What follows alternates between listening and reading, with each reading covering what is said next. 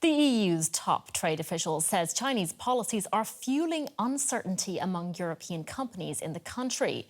Valdis Dombrovskis made the comments during a visit to Beijing, where he's been holding talks with the country's Vice Premier He Lifeng. The visit comes at a time of heightened tension. Earlier this month, the EU launched a probe into Chinese subsidies on electric cars. That move prompted counter-accusations of protectionism from Beijing. Another thorny issue concerns the possible implications of Beijing's revamped anti-spy law, which some European companies fear could lead to regular business activities being labelled as espionage. Let's take a listen to how the EU Trade Commissioner expressed those concerns. The new foreign relations law and updated anti-espionage law are of great concern to our business community. Their ambiguity allows too much room for interpretation.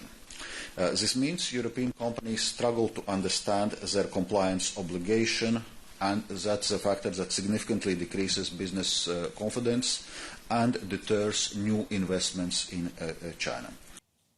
And DW correspondent Rosie Burchard has been following those talks from Brussels, where she caught up with the EU's former Trade Commissioner Phil Hogan. She began by asking him for his assessment of what appears to be a hardening EU stance towards China. Well, I suppose the backdrop to this is the fact that we have a very open single market in the European Union. Of course, it's the envy of the world. And at times we have seen that there has been state-owned enterprises in China subsidising companies in order to compete with European companies in our single market. And as Trade Commissioner in the past, I saw this at first hand, and we have remedies for all of these issues and these disputes because we put additional tariffs on them. And this latest development, I suppose, is an extension of that philosophy that we need to guard the single market jealously. And so when you see, for example, Beijing hitting back at this recent probe announced into electric vehicles, calling it basically an excuse for protectionism on behalf of the European Union, what do you make of that criticism?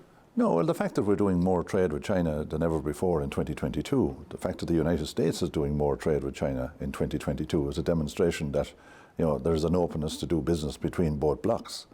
But at the same time, we are looking at the newfound philosophy of de-risking, which is the word that, rather than decoupling, that's used now. And de-risking means that we're going to protect critical infrastructure in respect of our security issues. Well, you mentioned that word de-risking. It's definitely a buzzword here in Brussels. Has the European Union done enough of it? Well, I suppose Europe was coming on a lot of pressure from the United States in order to decouple from China. And I'm glad that that didn't happen. And I'm glad that now we have used the word de-risking. And de-risking, I suppose, is a word that actually demonstrates to everybody that we're prepared to watch carefully the critical infrastructure of the European Union from a security point of view. We're prepared to use the autonomous measures. The policy change came in Europe in 2019. We followed up that with an agreement with China, which is in the freezer at the moment in terms of implementation. But that agenda of the Chinese-EU agreement is the agenda that we have to resolve between Europe and China. And I think that perhaps is the basis of a negotiation going forward. You mentioned the EU-China investment agreement initially struck back in 2020, now deep in the freezer amid political tensions and exchange of sanctions, for example. Is there any way you could see that being revived? Not in the short term. I think China has to come a long ways towards reassuring the European Union that it is serious about the policy content of that agreement. And can you see it happening in the long term? A week is a long time in politics, but a year is an eternity. So Europe should continue, in my view, to continue striking the trade deals that they have been doing over the last year and a half. We have just signed up with New Zealand and Chile. We have Mercosur, Mexico and Australia, certainly close to agreement in my view. Europe is open for business. It's been very geopolitical, and trade is the basis of which we will do that. And trade is the basis of where we'll be, acknowledged as geopolitical or not. Phil Hogan, thank you so much for speaking to DW. Welcome. Now, relations with China certainly aren't the only source of economic concern in Europe. Here in Germany, a key monthly survey from the IFO Research Institute showed the mood among business leaders had fallen for the 5th month in a row in September, with managers in the construction and services sectors feeling especially pessimistic. The latest figures have fueled fears that Europe's largest economy could be heading for a recession for the second time this year. Let's bring in Clemens Fuß, president of the IFO Economic Research Institute.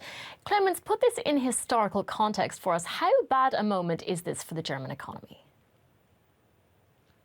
Well, it's certainly not a good moment. The German economy is really having trouble getting out of this recession. And if we look at the different sectors, for instance, the construction industry, the reading of the index is the lowest since January 2009. Which was the peak of the financial crisis. So it's certainly not good. The other areas of the economy, the other sectors of the economy are doing better, but certainly not good. So it's not an accelerating decline, but it is a stagnation at a very low level. And what is the biggest reason behind this stagnation? There probably isn't one reason. It's a combination of factors. It is high energy prices. It is exposure of the German economy to Eastern Europe. It is, of course, high interest rates. And it is, importantly, a lot of uncertainty, not only about the economic environment, but also about where economic policy is going. For instance, the decarbonization strategy of Germany is complex and does incorporate a lot of uncertainty, so that a lot of companies are saying we are reluctant to invest and we wait. Now, another source of uncertainty is, of course, the relationship with China. The EU and China are holding trade talks today. How concerned are German businesses about relations with Beijing?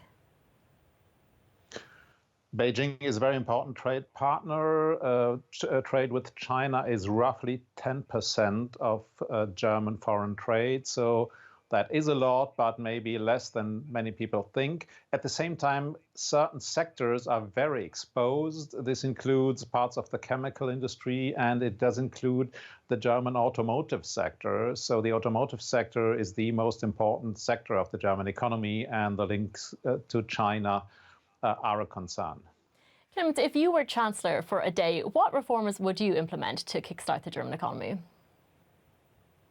Well, I think precisely labor supply is one major issue. So we could undertake a set of reforms that would not create more inequality, that would not reduce government tax revenue, but that would encourage labor supply. So these reforms, the points I mentioned, have to be undertaken. The other issue is energy policy and decarbonization policies.